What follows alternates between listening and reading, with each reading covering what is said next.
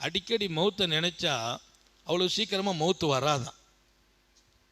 மௌத்தை நினைச்சிட்டே இருந்தா அல்லாஹ் சொல்லுவான், அவர் நினைப்பில் தான் இருக்கார், விட்டுரு, ஆயுசு நீளுது, அல்லாஹ் உங்களுக்கு எனக்கும் தௌஃபீக் செய்வானாக. அது ஒரு ரகசியம். மௌத்தை நினைச்சா சீக்கிரம் மௌத்து வராது. மௌத்துக்கு பயந்தா, பொதுவாக பயந்தா தான் விஷயம் வரும். ஹார்ட் அட்டாக் வந்துருமோன்னா வந்துடும். நிறைய பேர் பயந்து பயந்து நோயை உண்டாக்கிட்டாங்க. பயம் கூடாது. நாளைக்கு வர்ற நோய் இன்னைக்கு வந்துடும். நாளைக்கு வர்ற நோய் இன்னைக்கு வந்துடும். பைக்கில் போனால் கீழே விழுந்துருவோமா நினைச்சா அப்பவுமே கை கொஞ்சம் ஆடும். முன்னால ஒருத்தன் வந்து நம்ம பைக்கு முன்னால நின்று அவன் லேசா லம்போம், நம்ம உளுந்துருவோமான்னு நினைக்க கூடாது.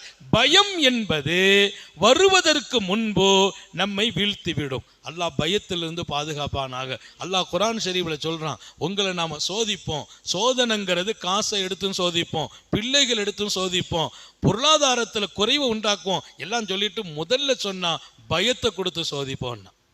ஒல நபுலுவன்னக்கும் பிஷையும் மினல் ஹௌஃப், பயத்தை கொடுத்து சோதிப்போம். ரொம்ப பயம் இல்லை, கொஞ்சம் பயம் வந்துச்சுன்னா வாழ்க்கை டோட்டலா நிசப்தமாயிடும்.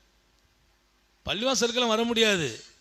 வீட்டிலேருந்து ஒரு ஹஜார் கொஞ்சம் இடையில சௌம் இல்லை, ஃபோன் படித்தாங்க, ஹஜார் இங்கே வாங்க அப்படின்னு. அவர் சொல்ற, எனக்கு பயமா இருக்கா சார், அது வந்தா தள்ளிடுமோன்னு பயப்படுறேன்னார். கதை முடிஞ்சிட்டு எழுந்திருச்சா கீழே தள்ளுமோ.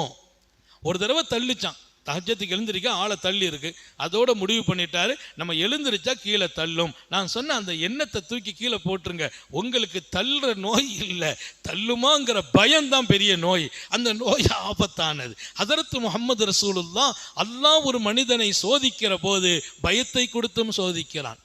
எனவே தான் இங்கே மௌத்தை நினைத்தால் அல்லாஹ் அவருடைய பாவத்தை மன்னிச்சிடறான், தவறு செய்ய மாட்டார். அந்த மௌத்துடைய நினைப்பு பல பேர்களுக்கு ஹயாத்து நீன்றும்.